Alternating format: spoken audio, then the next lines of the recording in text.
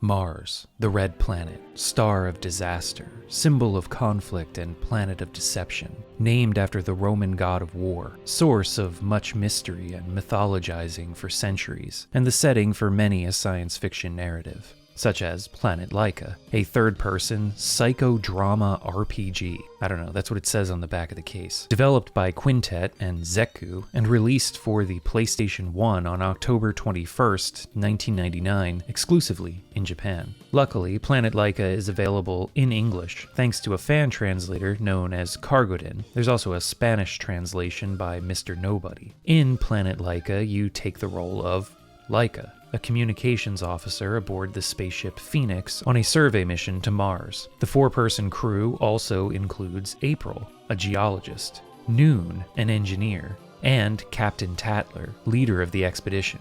And I swear, I'm probably going to accidentally call him Captain Tyler at some point during this video.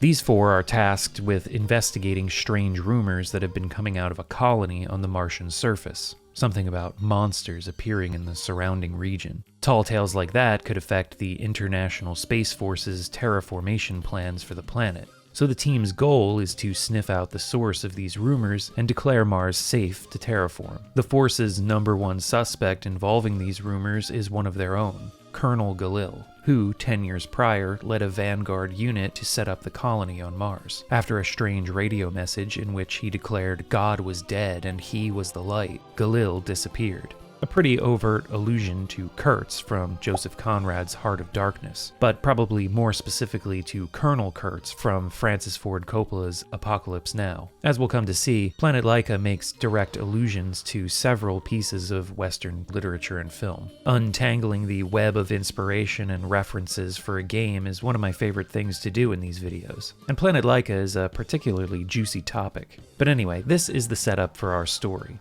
However, it's not what Planet Laika is actually about. Instead, the game is a surreal and beguiling trip inside the psyches of these characters, an exploration into childhood trauma and the never-healing emotional wounds these experiences lay upon us, set against the backdrop of a doomsday event that threatens the very existence of the planet and the people who now live there.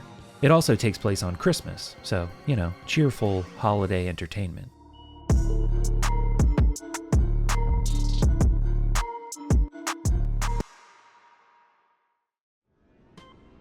Planet Laika was co-developed by Quintet and ZeQue. Quintet was a major developer during the 16-bit era, not exactly a powerhouse on the same level as Square, Capcom, or Konami, but they brought us many classic and fondly remembered titles: ActRaiser, Soul Blazer, Illusion of Gaia, Terranigma, games regarded as some of the best the Super Nintendo has to offer. By the 32-bit era, their output was slowing and their success dwindling. There was the Grandstream saga, which I contend is a forgotten classic on the PlayStation despite its bare-bones polygonal look and uncannily faceless NPCs.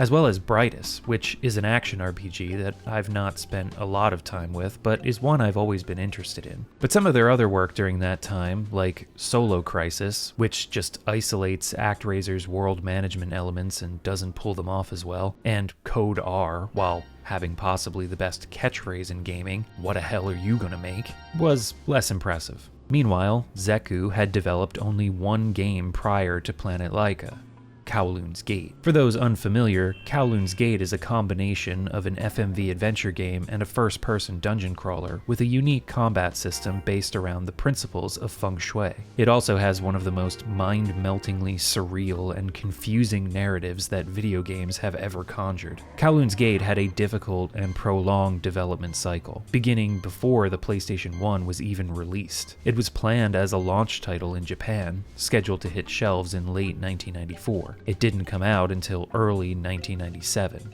And while its combination of pre-rendered backgrounds, cutscenes, and fully explorable 3D environments probably would have wowed audiences if it had hit its original release date, by 1997, Japanese gamers already had their hands on Final Fantasy VII, which, despite what you think of how it looks or holds up visually nowadays, blew everyone's minds when it first came out. Never had human hands been so lovingly rendered. By 1999, ZeQue had since left Sony's publishing umbrella and were now under Enix, and this is where the two struggling developers united. For Planet Laika, Quintet would handle programming and sound, while ZeQue would craft pretty much everything else. Though many articles I've read about this game love to focus solely on Quintet's involvement, this is a ZeQue jam through and through. And you'll notice that right away if you've ever experienced Kowloon's Gate. Unfortunately, not many have because the game was never localized and no fan translation exists. Yet. But lucky for you, I covered Kowloon's Gate pretty exhaustively in an earlier video, and I'll be bringing up a lot of comparisons between the two, especially when it comes to the plot. There are a ton of reused themes, narrative elements, and metaphors, even some returning characters. It makes sense, since writer-director Nakaji Kimura helmed both projects, and the dude definitely has a style all his own. Much of the core staff from Kowloon's Gate reprise their roles for Planet Laika, though it's been stated by the devs that the two games are not directly related. If you want a more thorough investigation into Kowloon's Gate's particular breed of insanity, check out my video, linked in the description below. I consider this sort of a companion piece to that video, which is why I gave them the same title. Some of the reused elements include, but aren't limited to, the importance of twins, an obsession with beauty, maintaining balance between positive and negative forces, the power of mirrors, bottles, dolls, bubble men, the list goes on. Nakaji Kimura really had his own symbolic and thematic language he used to construct his stories. The symbols and metaphors are bizarre and downright confusing most of the time, but they're consistent between the two works, and it really makes his style feel unique. I'm glad I played Planet Laika after playing Kowloon's Gate, because I wouldn't have caught all of these connections otherwise. The game actually begins with a framing device, introducing a mysterious character in a bowler hat who says he's going to tell us a story, in an almost Rod Serling-esque Twilight Zone style. He even uses the phrase, "tonight's story," as if this is just one tale in some kind of anthology series.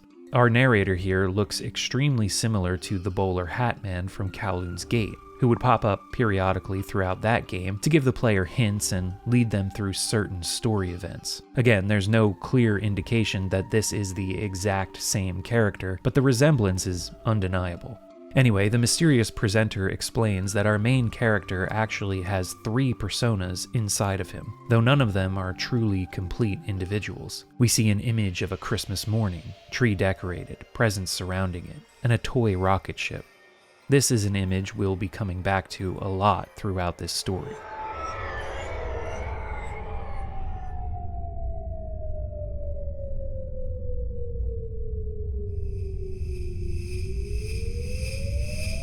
As the opening cutscene fades out and gameplay fades in, we join our crew as they ready themselves for their final approach to Mars. We quickly learn from the crew's banter that all of the Martians have gone extinct. They all died en masse the moment they put on human faces. Yes, well, I've been doing my best to give you all something solid to stand on in terms of the storytelling here, but the game only takes about 2 minutes and 15 seconds for things to go completely bonkers. So let's just lean into it. Sometime in the past, humans traveled to Mars and made a pact with the beings who inhabited the planet. The Martians were a hive mind life form, lacking any individual thought, so they were fascinated by the distinctiveness of human faces. As a sign of peace and goodwill, Earthlings gifted Martians their faces. How does that work? Don't worry about it. This left Earthlings with dog faces. Why? Look, don't worry about it. After that, the Martians went extinct. We'll learn more about the hows and whys of that whole situation later. We won't learn why Earthlings only have dog faces though. That's just something you're going to have to accept. Of course, there's the whole Laika, the Soviet space dog, first animal in space and all that, so it kind of makes some sort of abstract sense. But anyway, we receive a transmission from our mission commander, October, who's stationed back on Earth. This is where we're informed of the rumors of monsters spotted in the region of the Martian colony that was set up by the International Space Force, and that we should seek information on the whereabouts of Colonel Galil, the Vanguard unit leader who went AWOL 10 years ago. As the crew strap themselves in for landing, Captain Tatler fills us in on the strange energy that emanates from Mars's soil. It manifests as a purple haze that fills fills the mind of any Earthling who comes in contact with it with delusions and hallucinations. This strange energy has been dubbed cannabis sativa. Evil mind. Tatler also informs us that Laika is just a nickname, and we need to input a real name for the main character. Whatever name you give him has the suffix "ulf" added to it, so our guy here is named Chilnov.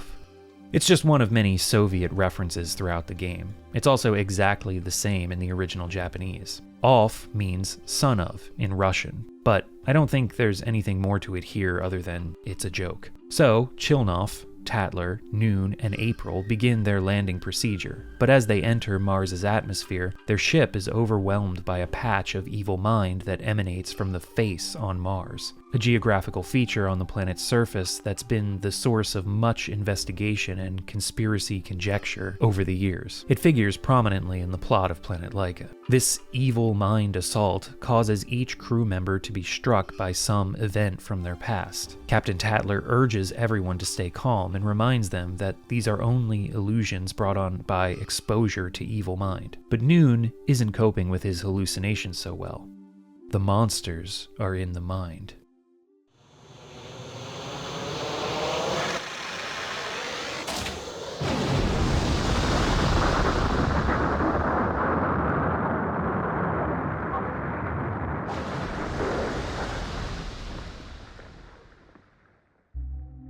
We barely managed to avoid a crash landing, but we've been knocked off course and have missed our landing point. So the crew head out through the plains of Oceanum Oblivionis, in the direction of the Martian colony they were meant to land near. Many of the regions and features on the surface of Mars are Greek and biblical references, first coined by Italian astronomer Giovanni Schiaparelli. Many of the place names in Planet Laika are completely made up, though they follow the naming conventions, so they sound like they could be actual places. As our crew set out in the direction of the colony, they're besieged by a strong sandstorm, so they decide to make for a nearby ISF safe house. As the storm subsides, Laika finds he's been separated from the rest of the crew, and he's immediately assaulted by a fog of evil mind, which causes him to hear voices and collapse. 3 shadows named Yolanda, Ernest, and Spacer then appear and discuss what's happening. These are the 3 personas the bowler hat man mentioned in the introduction. Through their conversation, we learn the voices Laika heard were memories from his childhood. Being a radio tech for the ISF sure is a fucky little job. Let's take a time out and talk about this fan translation. I played through the game twice in English and once in Japanese just to compare the scripts. And while translator Kargoden takes a lot of liberties with the language throughout, I honestly feel like most of the choices are pretty good and fit the tone of the game and the characters' personalities. I've talked about this before, but I prefer translations that try to capture the feeling the game is trying to convey, rather than a direct translation. Because first of all, a direct translation is impossible. Japanese and English are too grammatically and structurally different. Also, Japanese tends to be rather bland when straightforwardly translated. A lot of the nuances that signify tone in Japanese just do not have direct translations into English. It's very easy to mishandle this kind of transliteration, but Kargoden does a fantastic job. It captures the gruffness and idiosyncrasies of many of the characters' dialogue while remaining true to the overall mood of Planet Laika. There are a few moments where I maybe would have reined it in a bit, but translation is an art, not a science, and I respect the choices and commitment. Unfortunately, I can't comment on the Spanish translation because I don't know Spanish. Maybe somebody who does can give some insight in the comments. Back to the game though. We're going to be seeing more of these 3 personas as the game goes on, but for now they disappear back into Laika as a strange being known as Spirit Man, or Spillet Man, if you want to go by the guidebook's romanization of his name, shows up. Spirit Man speaks a bunch of nonsense about the evil aura that emanates from those who inhabit Mars, and tells us when we come into contact with this aura, our personality will shift. Well, it seems like a bunch of nonsense right now, but Spirit Man is actually explaining one of the major mechanics of the game here, which I'll go into much more detail about a little bit later. He gives us the Mind Scope, this little face oval window thing on the bottom left of the screen, and then disappears. Laika regains consciousness, and we eventually find Noon, our engineer, on a cliffside overlooking the landing site. He leads the way to the safe house, but falls prey to hallucinations on the short walk there, which leave him pretty shaken up.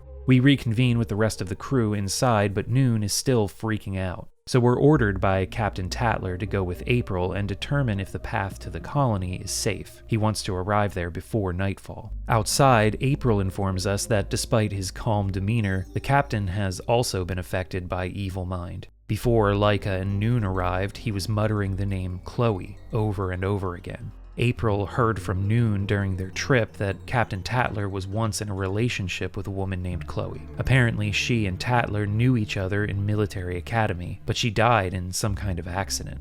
If we stop to listen by the safe house window, we overhear Captain Tatler trying to talk some sense into Noon. The woman Noon saw in his hallucinations was his mother, a criminal who died in prison years ago.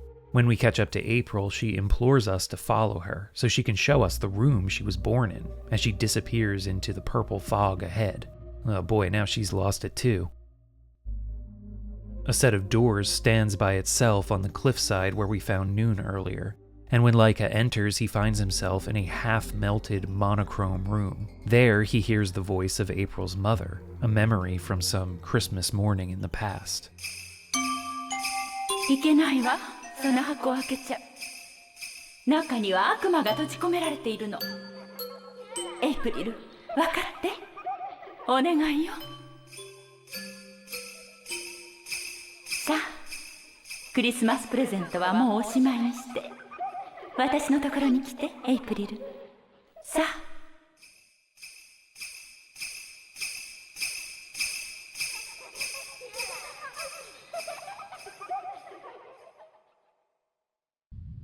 A bit further along, we run into April and discover that the evil mind blocking our path to the colony has dissipated. When we go to report back to Captain Tatler, though, we find the safe house abandoned. Laika enters to investigate and is assaulted by his own childhood memory, one that involves his stepfather, Vladimir, and stepbrother, Sergei.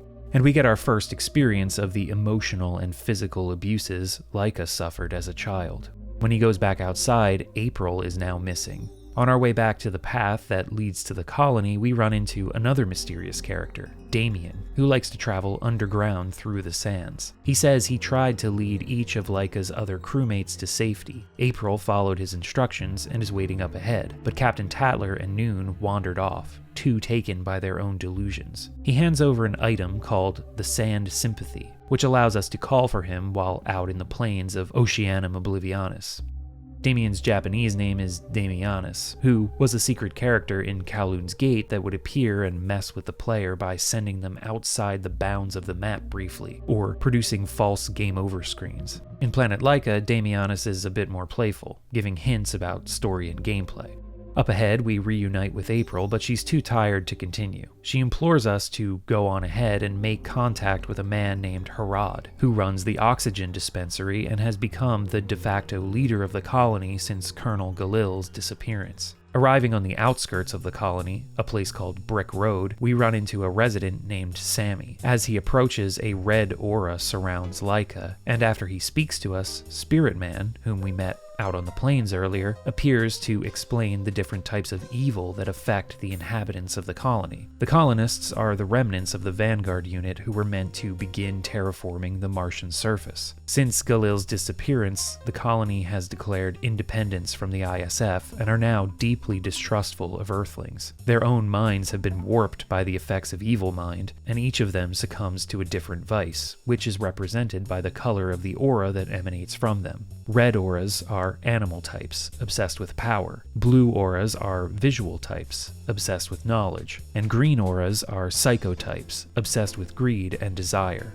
It's very similar to the Wanin, or delusional people from Kowloon's Gate. Certain characters in that game's story became obsessed with inanimate objects, and if their obsessions got too out of control, they would transform into a mutant version of that object. Further unchecked obsession would lead them to transform completely into that object, which would then leave them vulnerable to being possessed by evil energy and turned into a Guidi, which were the enemies that we fought in Kowloon's Gate. Laika, whose own own psyche is fractured into 3 different personas, is easily affected by the different evils, and his personality will literally be colored by encounters with the colonists. The mind scope in the bottom corner of the screen will change color depending on interactions with different evil auras. Each of Laika's 3 personalities also aligns with one of these evil types. Ernest is a red power type, Spacer is a blue knowledge type, and Yolanda is a green or yellow. She appears yellow in the mind scope even though the auras around those NPCs is clearly green, greed or desire type.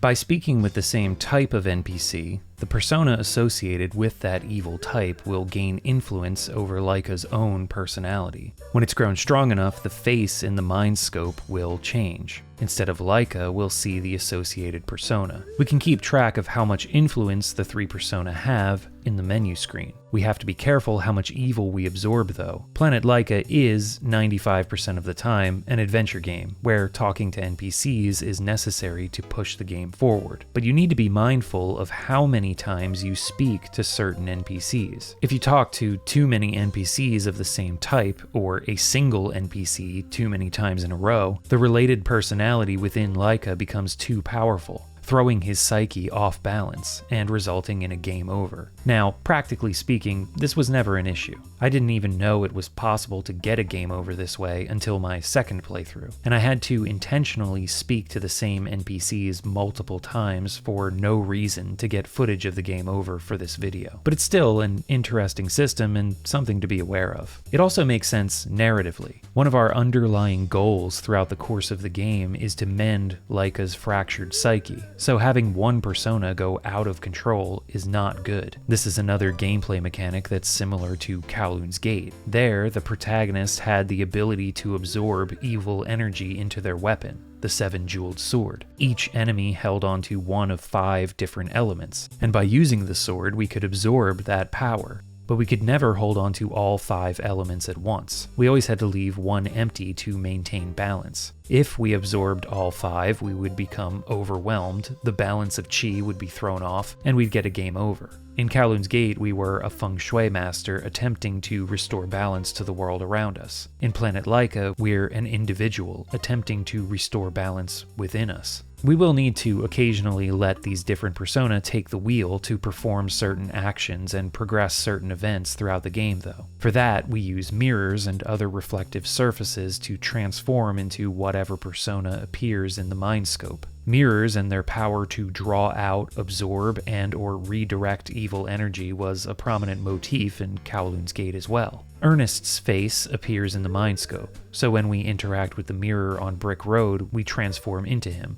Each persona has different abilities. All of them can see glowing items within walls that can't be seen by Laika. But only Ernest has enough power to punch these objects and knock them loose so they can be collected. The items are usually consumables that restore health or raise or lower the influences of the different persona. But there are some key items that we'll need to collect in this way too. Spacer can see things that other characters can't, like a giant eyeball on a doorway, or a hidden path through a wall that only appears in the reflection of a mirror. Yolanda, I don't think Yolanda has any special ability the others don't. That's weird. I didn't really notice that until I was writing this script. Yeah, I don't know. If anyone who's played this game can point out what her ability is, let me know in the comments. The times in the game where you transform into Yolanda are story-specific, though you can turn into any of the 3 personas at any time by raising their influence and interacting with a mirror. The other thing that all 3 personas can detect are phases, concentrations of evil mind that take the form of monsters. These are what were referred to in the rumors we're meant to be investigating. Most of the time they appear in set boss encounters, but they can also appear as random encounters in certain parts of the game world while wandering as one of Laika's personas. We're introduced to our first one just in front of the mirror on Brick Road as a tutorial to the combat system in Planet Laika. Now, the back of the box calls the game an RPG, and yeah, there are random encounters that transition to a combat screen, but the battles are anything but orthodox. We'll always be facing off against just one enemy. They'll be on the right side of the screen with their health displayed below them. We'll be on the left left with our health represented in an evil meter, or EM as the game calls it. Ernest, Spacer, and Yolanda can each produce a mind core, a ball of light that can be propelled away or drawn back toward themselves.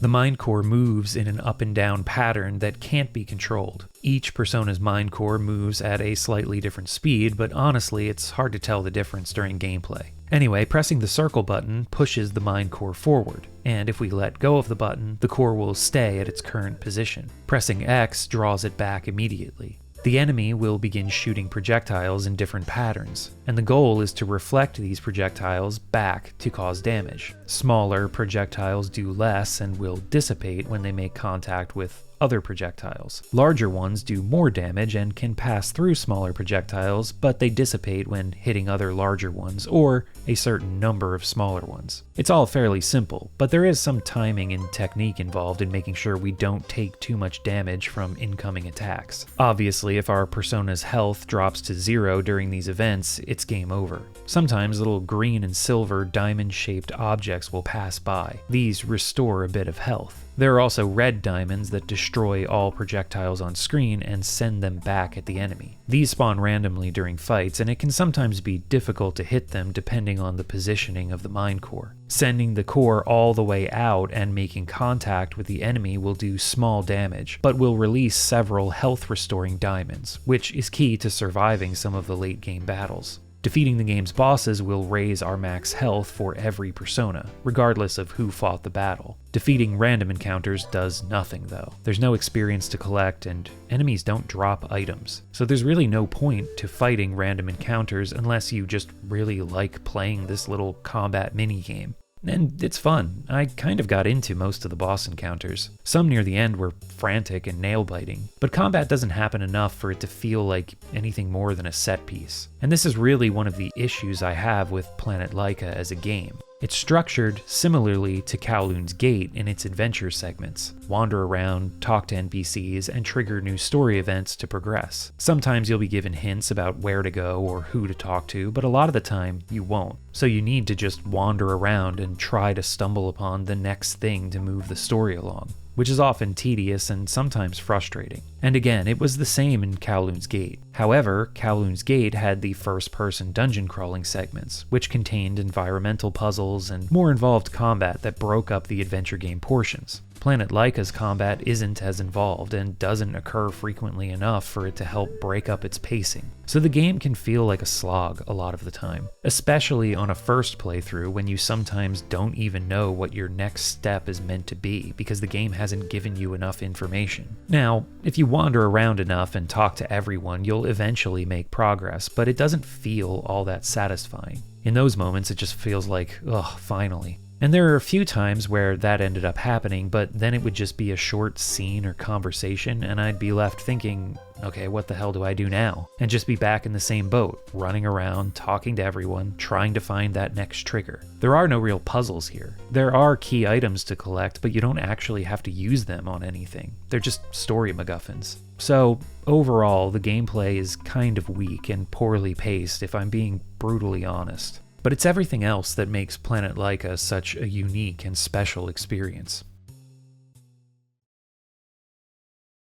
Again, like Kowloon's Gate, the look and feel of Planet Laika is unlike anything else. And even though it's drawing on many elements established in that earlier game, Planet Laika forges ahead with its own visual identity and atmosphere. The game's art direction and lo-fi, sci-fi aesthetic were inspired by 1960s architecture and interior design. The rocket ship the crew travels in, along with their spacesuits and many of the game's interiors, are clearly pulled from the mod-inspired sci-fi designs of the mid-20th century. The pre-rendered backgrounds are stuffed with tons of details and cool little flourishes. It's a world design technique that I know was a product of its time and the technical limitations of home consoles specifically, but I wish developers would bring back pre-rendered backgrounds. Yes, 3D technology and artistry have advanced enough that artists can model and create basically anything they want in real-time 3D, but that doesn't mean this visual style had to die. It has such a unique charm, and in pretty much every game where pre-rendered backgrounds are used, even in games that aren't good, there's always this cozy vibe. There are several surreal and uncanny elements to some of its environments that are especially jarring upon first impression, but as the plot develops, you start to see the logic behind some of it, even if it is still very dreamlike. Like one of the first screens on Mars with the fragments of human faces scattered on the ground. At first, this just seems very weird and abstract, but as we find out, faces, particularly human faces, are an important symbol throughout the game. So anytime we see one or part of one, we know the game is trying to tell us something or reinforce something. Beyond the symbolism of the visuals, it's also just a colorful and stylish game, with a heavy emphasis on psychedelic sequences. In its cutscenes, it also does a lot of split-screen transitions and stuff that was popular in older films and TV shows. Then there are the character designs, which we've touched on before. They're all dog people. But character designer Koki Inoue, who also did the character designs for Kowloon's Gate, really stretches the definition of dog here. Trying to figure out which breed a character is supposed to be is a game unto itself. There's a lot of variety, and you'll never mistake one character for another, unless, you're meant to, which we'll get into as we discuss more of the plot later on. In the guidebook, which was published alongside the game in Japan, there's an entire section devoted to pointing out all the various influences, both visually and narratively, that the creators pulled from. Of course, Soviet spacecraft and 60s interior and architectural design are mentioned, as well as the design work from Star Trek, the original series. According to an interview with Kimura in the guidebook, they were particularly interested in the cheapness of the original Star Trek sets, how they looked shaky and, for lack of a better word, fake. That fakeness only added to the charm. In fact, Kimura goes on to say when Star Trek had bigger budgets, like in the films, he always felt like some of the magic from the TV series was lost. So a lot of the backgrounds in Planet Laika were designed to be gaudy and artificial looking, with sliding doors that have a shakiness to them, as if they're being operated by production assistants just out of shot. Even exterior locations, or the insides of caves, were designed to have an unnatural feel. Later in the game, there's a whole village where the houses are only made up of the facades of buildings, as if you've stepped onto the set of an old Western TV show. But the camera is positioned to intentionally show off their artificiality. This area also has one of my favorite screens in the entire game. To make progress here, we have to go through the doors of the houses to arrive at a larger cottage at the end of the area that will move the story forward. But if we try to head to the end of the area without passing through the door first, we find nothing but an empty field. And this screen is really creepy. The music fades out and you just hear the cawing of birds off screen. So Mars has birds. Confirmed. But yeah, just an eerie vibe, which made it one of the more memorable moments in the game for me, even though nothing happens out here. It reminded me of some areas in Saga Frontier, to be honest. That game also made use of sci-fi and surrealism in its settings and background artwork, and there were screens that didn't serve any purpose other than to unnerve you. This kind of liminality is something that's lacking in a lot of environmental design of modern games. Part of it can be attributed to the restricted nature of pre-rendered backgrounds with their invisible barriers that seem to be easier to accept because of their 2D nature. But another part of it is the tendency for modern games to have everything serve some sort of purpose. But not everything needs a function. Sometimes it's just about communicating a certain mood to the player. And the mood I'm getting here is discomfort. I don't want to be on this screen, and every time I accidentally arrived here while exploring this part of the game, I felt like I immediately wanted to leave. But the strength of that feeling and how it's invoked is what makes it so fascinating. Honestly, this one screen may be my favorite thing in the entire game.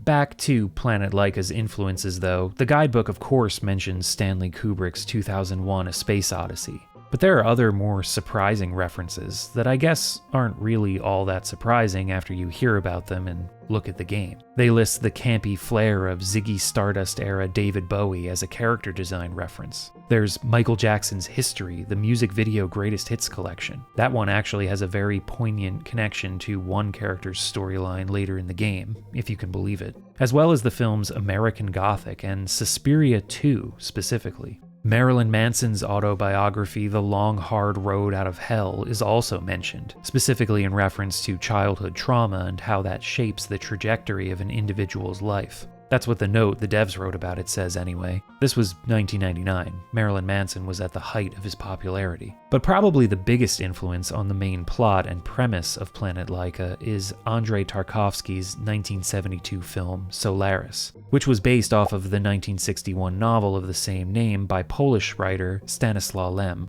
Often cited as one of, if not the greatest science fiction film of all time, and also one of the greatest films ever made, Solaris is about the crew of a space station orbiting the titular ocean planet. Solaris's ocean isn't just a body of water, though. It's a sentient life form with the power to influence the minds of the human crew who have come into contact with it. By doing so, it conjures up memories and people from that person's past and manifests them as neutrino-based life forms. Sounds very similar to Evil Mind, a fog on the Martian surface that conjures up memories and hallucinations of people from the characters' pasts. The film grapples with large existential questions like the definition of humanity, the fallibility of memory, and is also a meditation on grief and acceptance. And along with the similar plot device, a lot of these themes are carried over and examined in Planet Laika as well. While Solaris is more slow-paced and ponderous, Planet Laika is a bit zany and bombastic. And that's totally okay. I'm just pointing out the different approaches to similar setups and subject matter. The last thing to mention about Planet Laika is the music and sound. The soundtrack is huge and eclectic. Everything from slow piano ballads,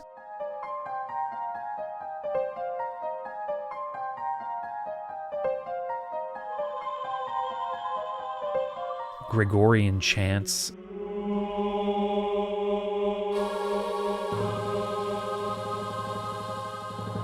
synth-soaked ambience, and soul-style vocalizing.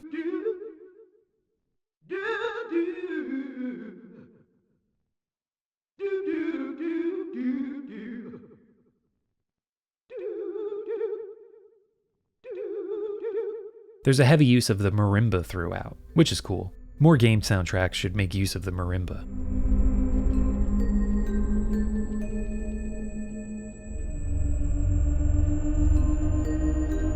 This isn't the kind of music I would throw on just to listen to, but it fits the mood and tone of the game perfectly, and you're never going to mistake it for coming from anything else but Planet Laika.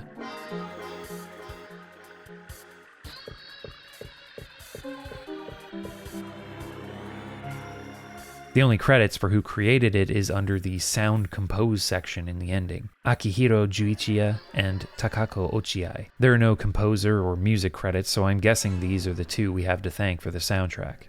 Anyway, back to the story for a bit. The Martian colony is the central hub of the game world, and is home to an ensemble of strange characters. Though we soon learn that as ISF officers, we're not welcome here, and help is going to be hard to come by. This setup is very similar to Kowloon's Gate, where our main character was an outsider to Kowloon City, and most residents didn't trust them. As April told us, our first objective is to visit the oxygen dispensary and meet with Harad. However, we can't enter right away, so we need to walk around, explore the colony, and meet the NPCs. Only after talking to everyone will the entrance to the oxygen dispensary open. So it's a good, subtle bit of design, forcing us to get accustomed to an environment we're going to end up spending a lot of time in, and get to know many of the characters we're going to spend a lot of time interacting with. We've already met Sammy, a drunk who spends most of his time vomiting on our feet whenever we speak to him.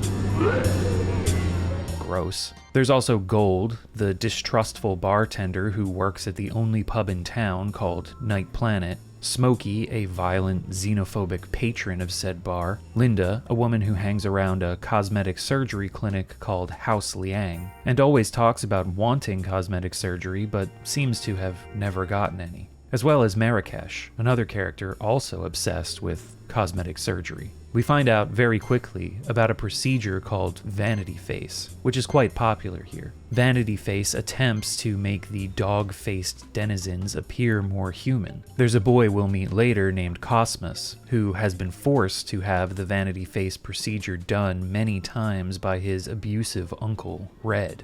We'll look more closely at that whole situation later. Feng is the woman who operates House Liang. In Japanese, her name is written as Fei, and in the guidebook it's written out the same way in both English and Japanese, so I'm not sure why the translator chose to give her the name Feng, but I'll stick with it for the sake of consistency with the gameplay footage. She's convinced that having a more human face is the only way to survive the times of judgment that are about to happen on Mars. She speaks of a woman named Amanda, who was obsessed with Vanity Face, to the point of whiling away her life in front of her own reflection until she became a mirror spirit. This also has greater plot implications much later on. An obsession with looks, beauty regimes, and beauty products are recurring motifs in Kowloon's Gate as well.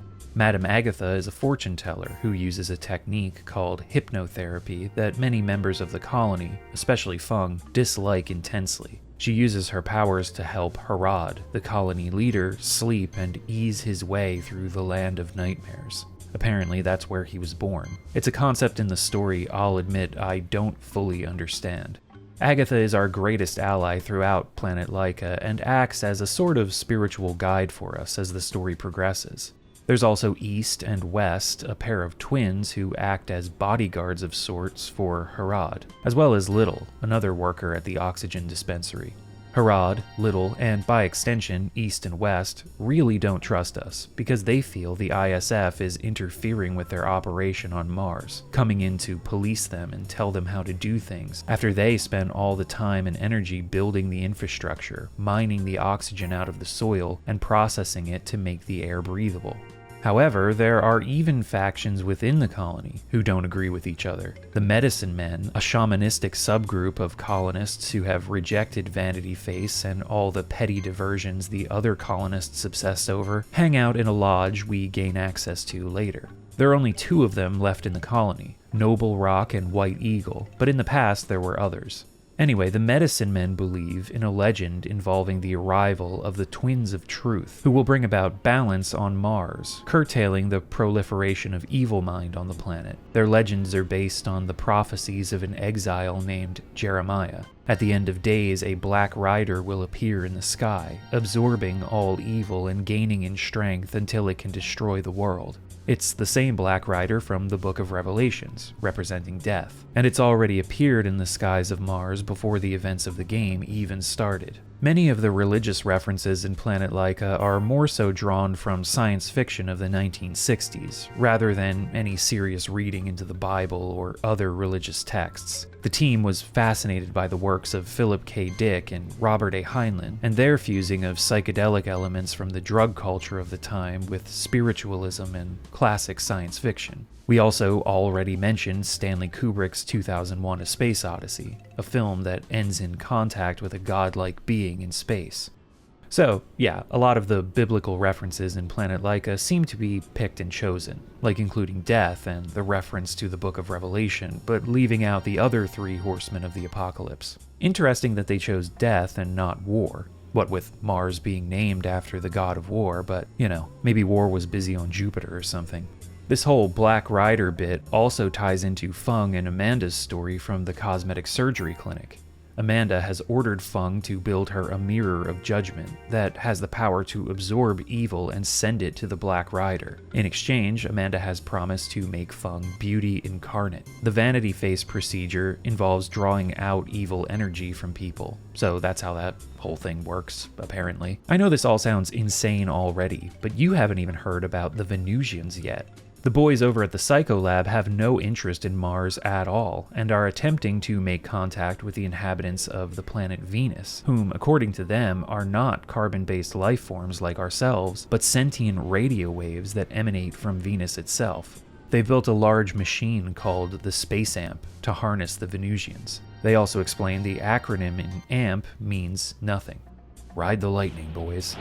Throughout the course of the game, we'll encounter several other characters who bear a striking resemblance to some of the people I've just talked about. That's because most of the colonists have an alter ego that sometimes surfaces. These two personas take turns controlling the body, which is only a vessel for these separate personalities. Twins were probably the most important element to Kowloon's Gates story. They were the key to unlocking the sacred power that many of the characters and factions in that game were fighting fighting over. So the concept returns in Planet Laika, but unlike Kowloon's Gate's physical twins, Planet Laika's twins are psychological or spiritual in nature, depending on what NPC faction's philosophy you believe. Though they do still manifest themselves physically by taking control of the body both personas inhabit, which changes the look of that character. So, yeah, I don't know. It's all very complicated and convoluted, and intentionally so. I think Planet Laika's plot makes even less sense than Kowloon's Gate's. However, unlike Kowloon's Gate, which a lot of the time felt weird and confusing just for the sake of being weird and confusing, Planet Laika's plot has a very good reason for being the way it is. So I'm going to throw out a spoiler warning here. Planet Laika is a game that should absolutely be experienced firsthand, and thanks to the hard work of fan translators, it can be experienced that way, in English or Spanish. So those who are interested, go play it and come back to this video afterwards. It's not a particularly long game. It took me about 10 hours to get through on my first blind playthrough. Just be mindful of those pitfalls of the gameplay that I mentioned earlier on in this video. For anyone else who has no intention of playing the game and just wants to hear more about it, well, sit back and strap in because this is going to get pretty bizarre. Fair warning though, there's some disturbing content dealing with themes of abuse and self-harm. We've already seen hints of this, but it comes more to the forefront as things progress, so if you're not down with that, you may want to bow out completely. With all of that out of the way, let's get to it. Planet Laika is operating simultaneously on two storytelling layers. The first layer is our mission to Mars, with all of the characters we interact with and conflicts that are set up, along with all the MacGuffins we need to hunt down to move the story along and complete the game. What this boils down to is a hunt for 5 glowing stones, which we discover are manifestations of the goodwill the Martians left behind when they all died. The stones are in direct opposition to Evil Mind, which is a manifestation of the ill will the Martians left behind. Planet Laika's fixation on the balance between good and evil parallels Kowloon's Gate's obsession with the balance of yin and yang. Planet Laika is using the terms good and evil, which have fairly black and white definitions, but the idea is more along the lines of qualities and flaws in a person's personality. Just as yin and yang must exist in harmony with one another, these positive and negative attributes must exist in some sort of harmony within a person. No one is perfect, and both the good and bad parts of our personalities are what make us human. However, many characters in the game are trying to throw off that balance within themselves. As an example, we can look at Feng and her alter ego, Veronica. Veronica wishes to gain complete control of the body both she and Feng possess. Feng is plotting the whole destroy the world with the Black Rider by building Amanda the Mirror Spirit a mirror of judgment so Amanda will then make Feng beauty incarnate thing. And Veronica ain't about all that, which sort of sets her up as someone who's on our side, since she's in opposition to Amanda's plan. But Agatha is not happy to hear that Veronica's solution to stopping this is to integrate, as she calls it, with Feng. Basically force Feng out of the body so Veronica can take complete control. This is a plan that is destined to fail. Things must exist in a state of balance. As White Eagle, one of the medicine men, tells us at the lodge at one point, no one can be wholly good or wholly evil. Good and evil exist in equilibrium in people's hearts, and if ever such a person comes into existence, either wholly good or wholly evil, this will bring about the end of the world. And that's all tied in with the Black Rider in the sky too. Their legend tells of an individual of pure good and an individual of pure evil being created. If these two paragons of opposing sides meet one another, the end of the world happens. Galil, our missing ISF Vanguard unit commander, believed that he had become an individual of pure good. That's why his final message was, "I am the light." So what he's attempting to do is create an individual of pure evil so they can meet and bring about the rebirth of the planet. He's the one pulling the strings behind the whole Amanda Mirror of Judgment plot. classic megalomaniacal bad guy behavior. The only thing that can stop Khalil are 5 prophecies, left behind by Jeremiah the Exile. His prophecies foretell of the twins of truth who can save Mars and restore balance to the world. These prophecies have been buried in the subconscious of certain characters who had interactions with Jeremiah in the past. I think that's how it works anyway. I'm not 100% on that. Either way, completing story events involving said characters draws out the prophecies, and we collect them in a silver capsule that we get from this random dude in the oxygen mines during an early part of the game. This silver capsule ends up being a really important item, and this random, practically no-name NPC just has it for some reason. Weird. Anyway, throughout the game, we need to hunt down these 5 prophecies as well. So those are our main objectives, finding the stones and the prophecies. But at every turn, we're delayed, sidetracked, pushed and pulled in different directions that seem almost arbitrary. There are a lot of moments where you're meant to follow a character to a specific place with the promise of moving the story forward, only to wind up on some other path entirely, not reaching the goal you had set out to accomplish. And this is where that other layer to the story starts to slowly show itself. As we learned in the beginning of the game, our main crew are all affected by the presence of evil mind on Mars. It conjures hallucinations from their pasts. Noon, April, and Laika's pasts all involve some incident with their mothers. Captain Tatler's was about a woman named Chloe, who we learn died in some kind of accident. Throughout the story, all of these people will manifest in some form physically. April hears her mother's voice at several points throughout the game, and later reveals that she always felt her mother's love was suffocating. We find out Noon and his mother suffered physical abuse at the hands of Noon's father, so in order to free herself and her son from this pain, she murders her husband.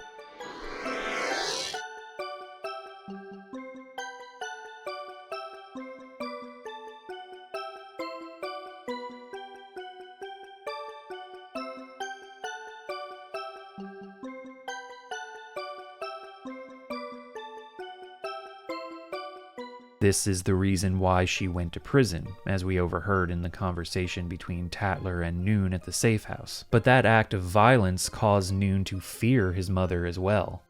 We find a few other characters throughout the colony who are either victims of or instigators for abuse. The most prominent is Cosmos and his uncle Red. At several points throughout the game, we can listen through their window and overhear Red telling Cosmos that he's in the mood, and also overhear him forcibly applying beauty cream to Cosmos's face. This idea of continuous cosmetic surgery is actually the point Kimura drew from Michael Jackson's Greatest Hits collection. The note for that reference in the guidebook says something along the lines of, he, Michael Jackson, is striving for ultimate beauty, but the more plastic surgery he undergoes, the less people recognize him as human. Man. Later on, we get the chance to save Cosmos from Red by reversing the vanity face procedure and giving Cosmos his dog face back.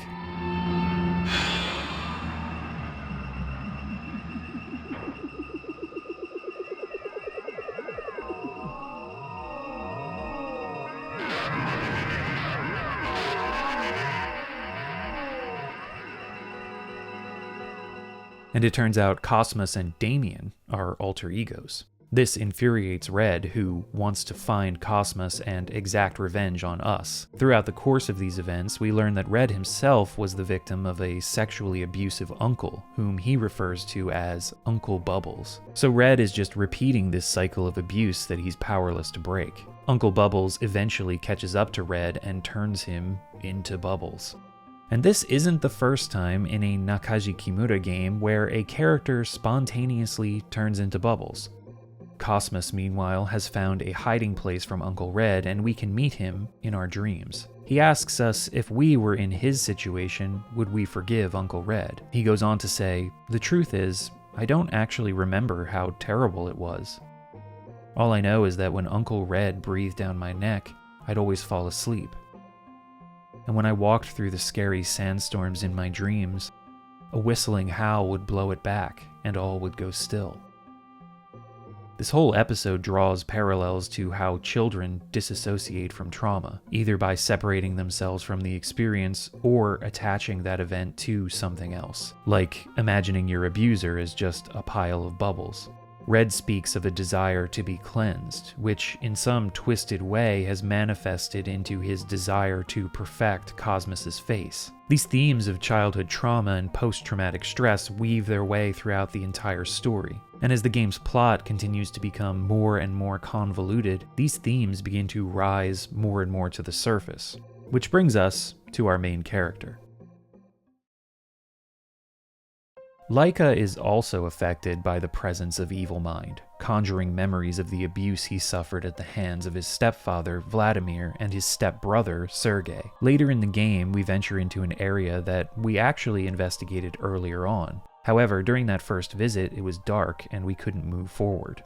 On the later visit, the darkness has subsided and a doorway appears. Beyond, we find out the awful truth about Laika's mother, whose name was Tanya. We find a bathtub in the room behind the doors, and staring into the reflection of the water transforms us into Yolanda, Laika's persona of desire, who says Tanya committed suicide in this bathtub. The traumatic death of his mother that Laika experienced caused his personality to fracture. Yolanda is the persona who holds on to that memory, insisting that it was she and not Laika himself who cared for his mother. Laika was too busy trying to become a cosmonaut, to achieve his childhood dreams and gain some sense of self-worth through those accomplishments. But at the same time, that blinded him to the suffering of his mother. We learn Laika's mother was pregnant with Vladimir's child, but Vladimir plotted with the family doctor and the child arrived stillborn. Tanya was several months into the pregnancy and had assured Laika things would get better once Masha, the name she'd already given to his unborn sister, came into the world. Laika's strength persona, Ernest, was born from this instinct to protect his baby sister. And for Ernest, even though Masha was never born, she became real, an object of fixation. Spacer, the knowledge persona, was born from a book Laika read in the library, a personality invented out of some kind of fiction. Yolanda explains it was because of Spacer that Laika became focused on becoming a cosmonaut, so maybe the book he read was about that. It's never explicitly stated. We see a destroyed toy rocket ship. Inside this memory, the Christmas morning that we see several times throughout the course of the game, we come face to face with Galil for the first time. He reveals that Ernest burned down the barn where his stepfather, Vladimir, kept his beloved horse, and Spacer devised a plan to frame his stepbrother, Sergei. Sergei turned out to be a murderer anyway, the details of which we never hear about, so it was easy to pin the arson on him. As for Yolanda, she poisoned Vladimir, slipping something into the vodka he loved to drink. All three of them protest these truths as they're laid bare before them. Laika has buried these memories so deep that even his fractured personas have forgotten their own origins. Because of these sins, Galil believes Laika is the being of pure evil that he, as the being of pure good, needs to come into contact with to bring about Mars's rebirth. So this is where the threads of these two layers, the Martian apocalypse story and Laika's past trauma story, start to intertwine. As we head towards the end of the game, this revelation about the origin of Laika's fractured personality allows his twin, Phoenix, to be drawn out. Phoenix appeared briefly earlier in the game, when the medicine men tried to perform a ritual involving something they called the turnkey doll. Ah yes, dolls. They were also a big part of Kowloon Skate's story. There, they were used to calibrate the Bagua mirrors, which redirected the flow of evil. In both stories, dolls seem to be used as a conduit to rebalance energy, and in both stories, their empty nature makes them vulnerable to tampering and distortion. Something goes wrong during the medicine men's ritual, causing the doll to invert and start spitting out beams of energy with the power to separate the spirit from the body. Laika is caught in one of these blasts, allowing Phoenix to manifest. White Eagle believes that Phoenix and Laika are the twins of truth from the prophecy, so he gifts Phoenix the medicine men's power, which allows him to draw out evil from other characters. Now, much later on, as Phoenix, we can run around the colony turning all of the characters into their alter egos, even ones we haven't seen before. It also allows us to destroy random encounters instantly, without even having to enter battle, which is pretty sweet. During this part of the game, we're assaulted by a few scenes of a probably Russian village. There's a building with some onion domes back there that looks a bit out of place in this rustic landscape, but hey, I've never been to Russia, what do I know? Anyway, in these moments we hear different voices and the mention of a doctor. Doctor, can Chilnov be saved? No, stop. Don't kill me, I'm still in here, Phoenix shouts. After this, we revert back into Laika. Earlier, in the lodge, when we first transformed into Phoenix, after learning of our destiny as the Twins of Truth, Phoenix spins out in his own subconscious and hears voices. Doctor, what's wrong with Chilnov? Will it help, Doctor? Will surgery save my child? Chilnov, focus. Listen to Batya's voice, Chilnov. Batya is a Slavic word, an informal term for father, so basically like saying dad. Surgery? What will this do to me? I don't want to leave, Chilnov. These doctor lines are, of course, the keys to unraveling the whole story, and just seeing these scenes isolated has probably allowed many of you to put the pieces together. And yeah, after collecting all of the prophecies and the glowing stones, Laika finds himself transformed into Phoenix again, and we're thrown down this hospital hallway, every once in a while stopping to see lines from a conversation that seems to be happening around us. Doctor, can Chilnov be saved?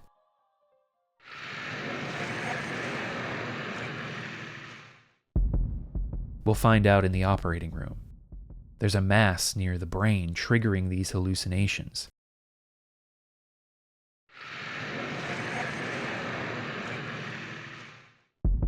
Doctor October, please save Chilnov.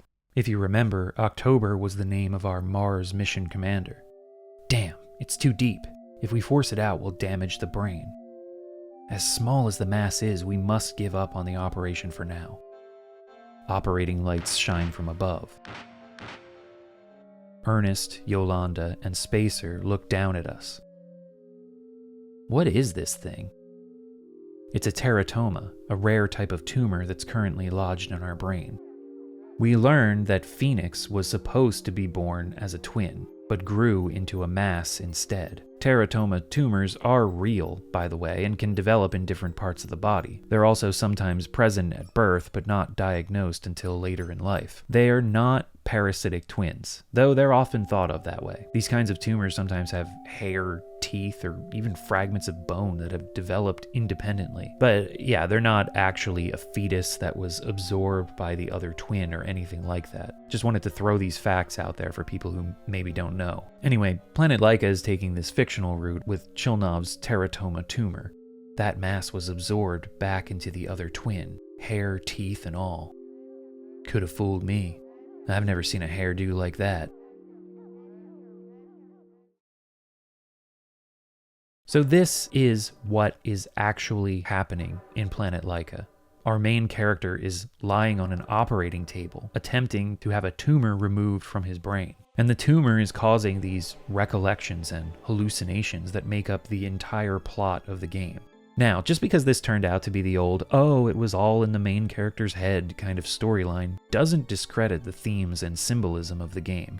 In fact, I think it enhances them. The traumatic experiences in Laika's past have caused his personality to fracture, and he's buried much of his pain underneath the coping and defense mechanisms of these made-up characters. There are a lot of ways to interpret the various subplots and events that occur in the story, but my feeling is that many deal with an actual memory Laika has suppressed, and others deal with a feeling of guilt or inadequacy that he feels. We've already discussed the most obvious ones concerning Laika's mother and the events surrounding his stepfather and stepbrother, but there's also a plot thread involving Little, the oxygen dispensary worker.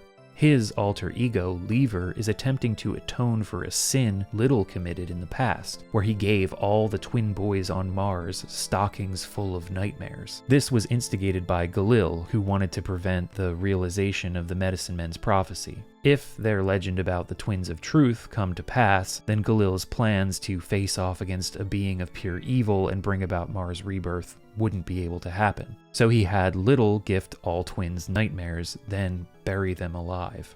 This whole story could be seen as a reflection of Laika's guilt at absorbing and effectively murdering his own twin. Likewise, Veronica and Feng, with Veronica wanting to integrate and take complete control of the body they both inhabit, mirrors Laika's situation. Agatha points out this isn't the way to create balance, and Agatha, of course, is another creation of Laika's mind, so it reflects his guilt at being the one to survive if the operation to remove his tumor succeeds. You have to wonder if Laika even became a cosmonaut.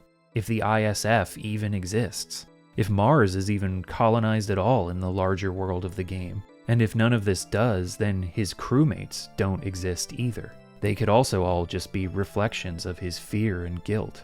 Not everything fits nicely into the framework of this theory. I don't know how Vanity Face quite fits in, but it could be a personification of inadequacy and ugliness Laika feels about himself after suffering so much emotional abuse from his stepfather and brother.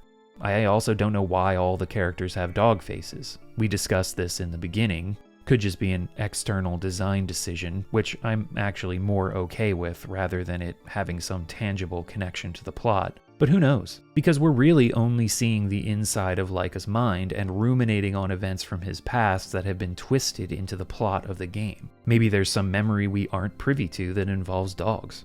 In any case, let's talk about the very end of the game.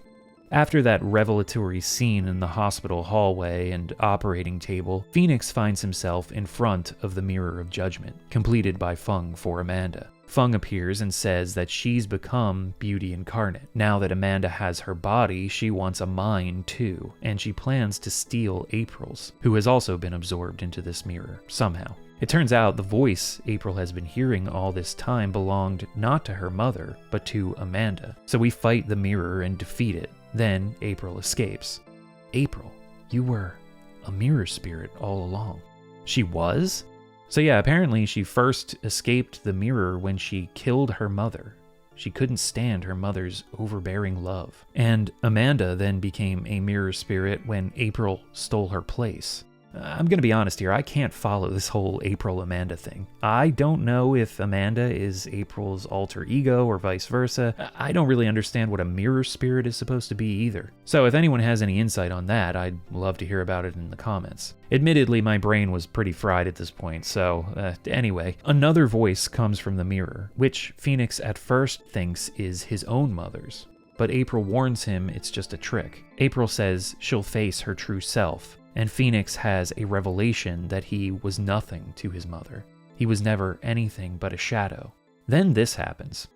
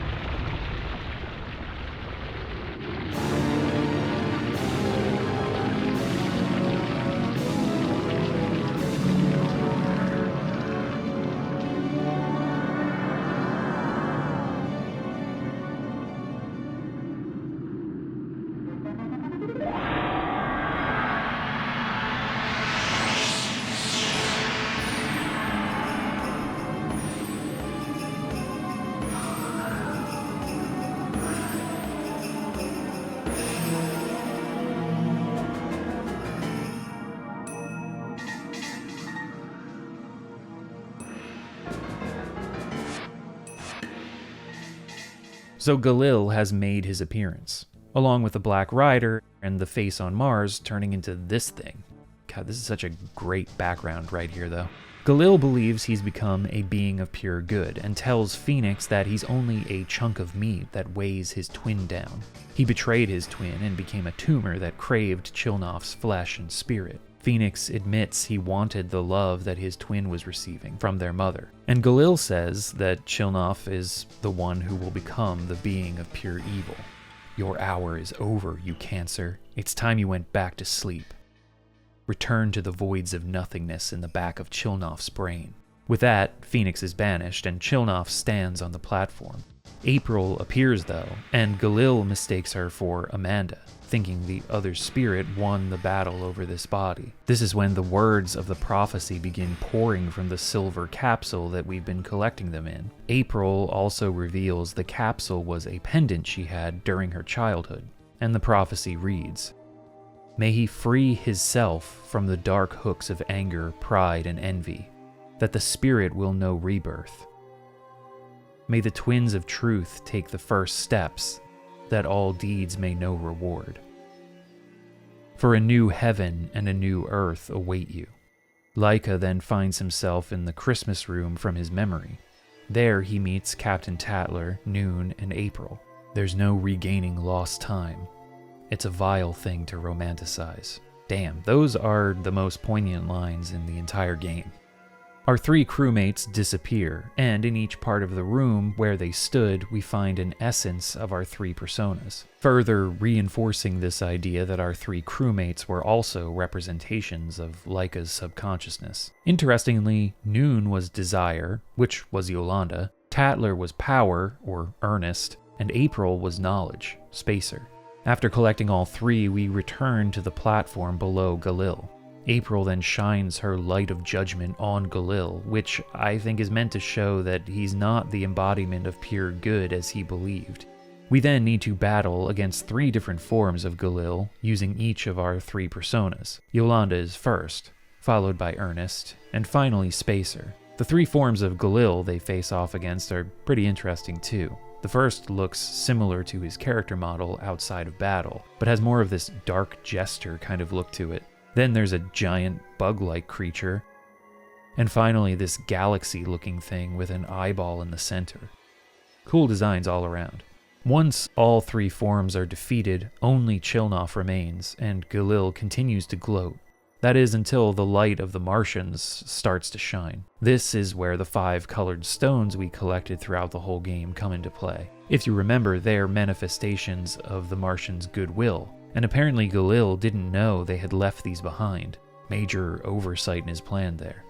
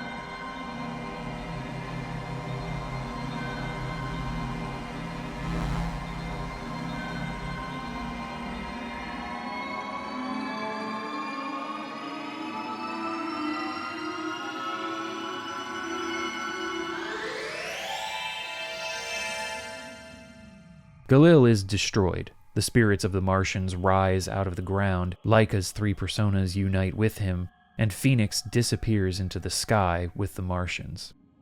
White Eagle shows up to tell us that all alter egos have merged. All personalities have integrated. You are a destined child. Oh, yes. Amazing. As April and Chilnoff spiral into a void of light, she tells him they're going to start over. And he says he hopes he's up for the task.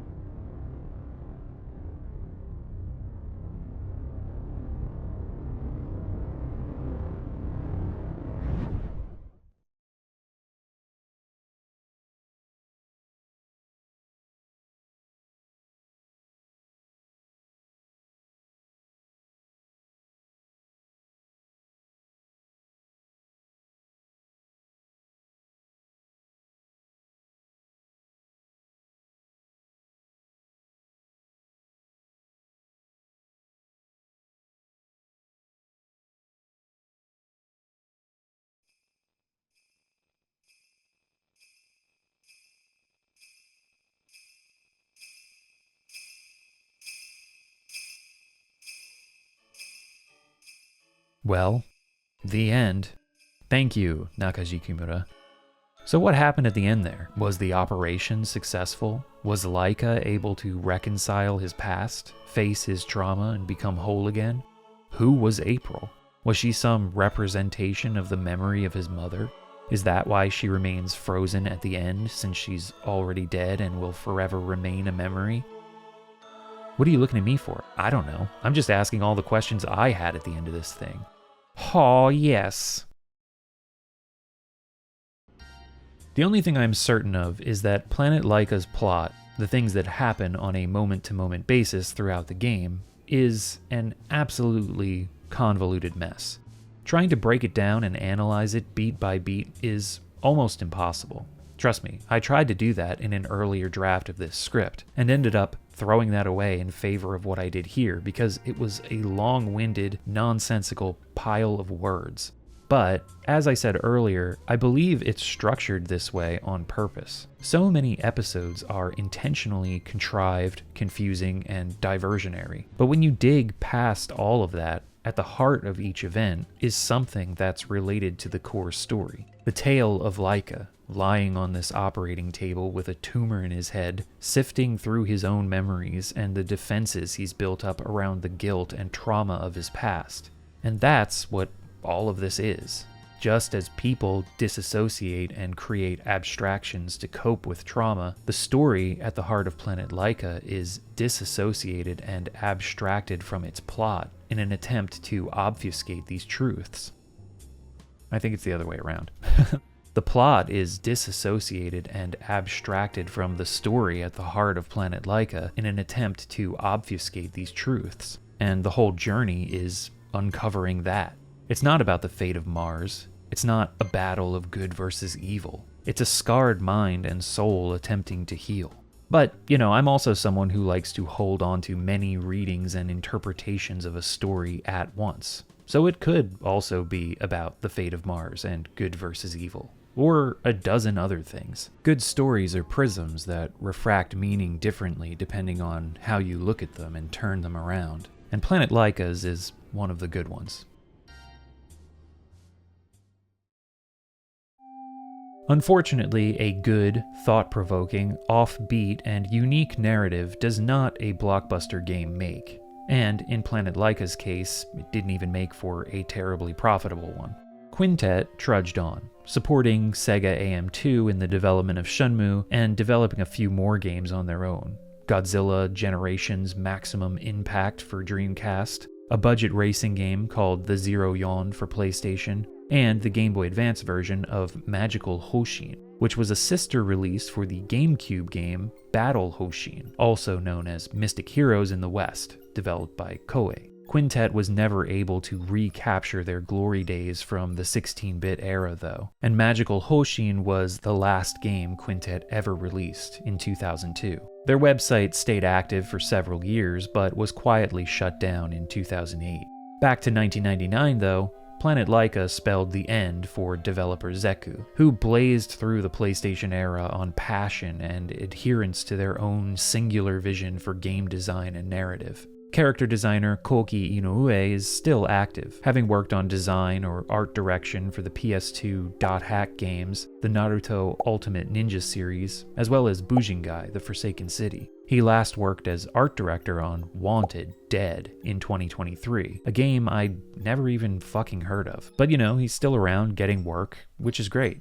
Nakaji Kimura, the visionary writer and director who fueled these creative worlds with a storytelling style all his own, was last credited as a writer on Shin Megami Tensei 3 Nocturne, which kind of makes sense considering the narrative in that game, though it is much more minimalistic than the stories he crafted for Kowloon's Gate and Planet Laika, and he was one of 2 credited writers working on an already established series, so, He worked on several mobile games after that, the most prominent being Demon's Gate, some sort of anthology game that I'm pretty sure is delisted. It's also impossible to find a lot of information on because it has such a generic name. He's got a personal website called KN Office, but that 2016 mobile game is the last thing listed in his portfolio. He did, however, work on the visual novel / multimedia project that was Kowloon's Rhizome, A Day of Fire, which is a continuation of the Kowloon's Gate world. It's an indie project that you need to order through a specialty website, so I haven't pulled the trigger on any of that, but maybe someday. It's a shame he never got a chance to create anything on the same scale as Kowloon's Gate or Planet Laika again. There's a clear progression in technique from Kowloon's Gate to Planet Laika, allowing his bizarre plotting and maximalist approach to have greater overall meaning. I wish we could have seen more of it, but with such an unorthodox style, it's a miracle we got to see 2 games. And I think I've rambled on long enough, so wherever you are, whatever you believe in, Merry Christmas from the dog people on Mars.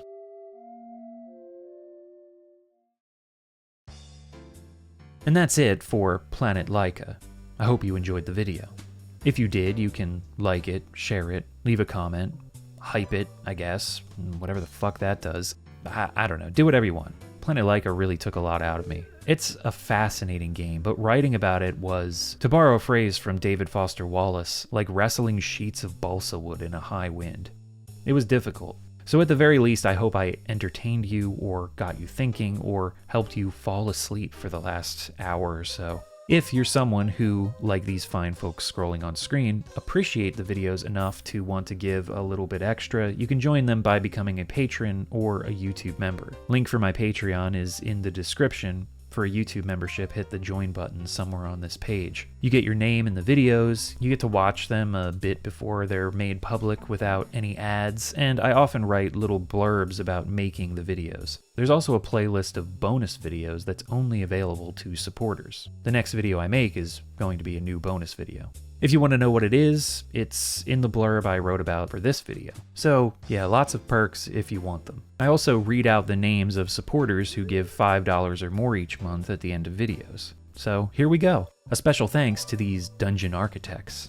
2 Password for Kids, 8-Bit Unicorn, Akai Kiki, Alexis Yukio Gomes Yamato, An Owl, Andrew Cole, Antichrist Alex, Atalanta DXG 1992, Axer, Bad Baphomet, Benifer94, Birthquake, Blake Golan, Bliblio Jones, Brandon Hannabarger, Breeze McMothman, Brendan Jamieson, Brian but on Patreon, Chaos Arcanum, Dan, Daniel Hamilton, Dan Persona, Darkest Abyss, David Carr, David Host, Delatar Tepes, Sticky Downer, Dirt Possum, Dollar Store DJ, Dracoe, Desurio, Duck, Dijan, El Jaguar, Emmeline Payne, Etham Kalash, Eugene, Faye of Whimsy, Fnar, Fuzzmosis, Garbage Person, Gloria Gordon, Half HP, Hibernia Scholar, High Food Court, Hollow, Best Waifu, Horace Rees, Ian C, Insidious Bliss, Izzy Lexus, Jack the Nipper, Jared Bynum, J-Bud Airline, John B, Jose Baron, Joshua Ayers, Justin Darnell, Kale, Captain Ketchup, Kenny Mitchell, Kevin Hanley, Krizik, Crunk Wizard, Kiowa, Lamont Atkinson, Mira, Magic Circuit, Mateo Feo, Max Grosshandler, Maxwell Valentine, Meownarchy, aka Roxy, Micah Powers, Miguel Luis Estrada, Mortags, Mr. Loser, Mr. Eater, Neckout the Brave, Nick Wolf, Nocadian, Nozomi Corgi, Old God Machinations, Opalin, Otter Redo, Paul Fierce, Pazuzu, Persparkle, Prinny Dude, Razor Good Stuff, Redwall Rat, nice reference, Rez, Richard Dante Sanchez, Richard Cutting, Richort 12, Roberto Hernandez, Rog U, Roland, St. Murray, Salvatore Tosti, SC Fade, Shannon Gates, Shivering Dova, Sigma Simp 69,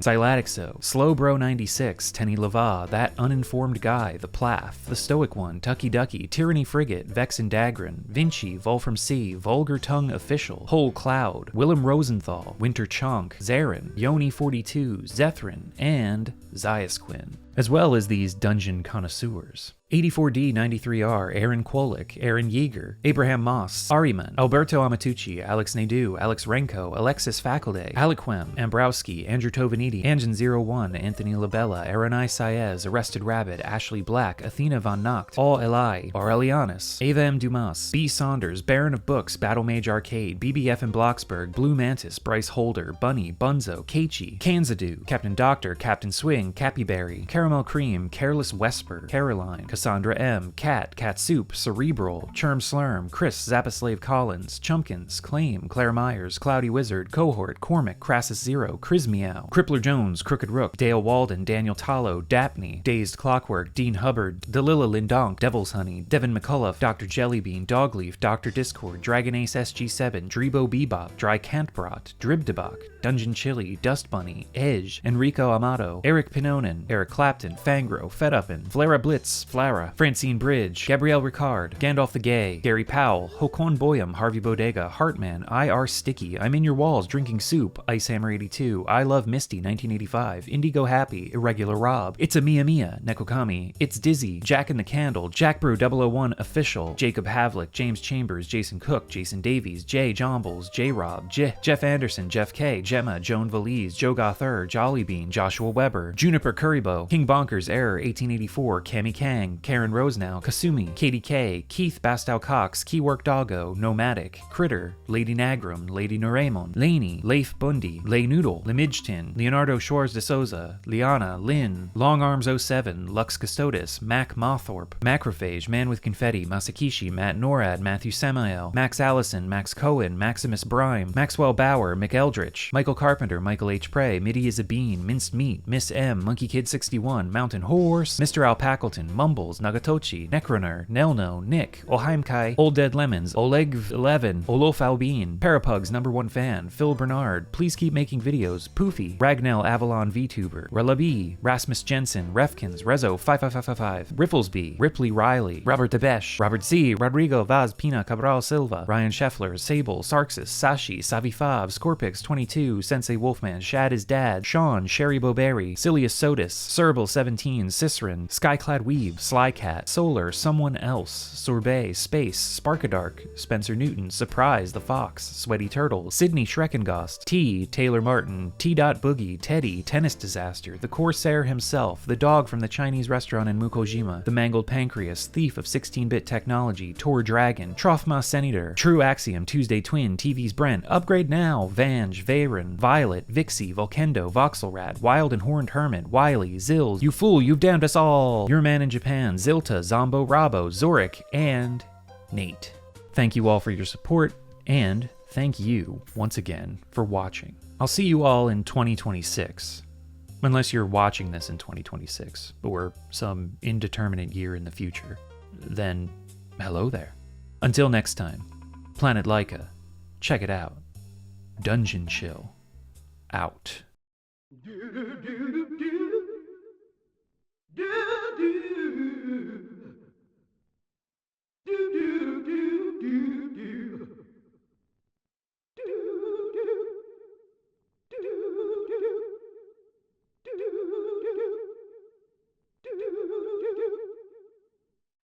Aw, yes.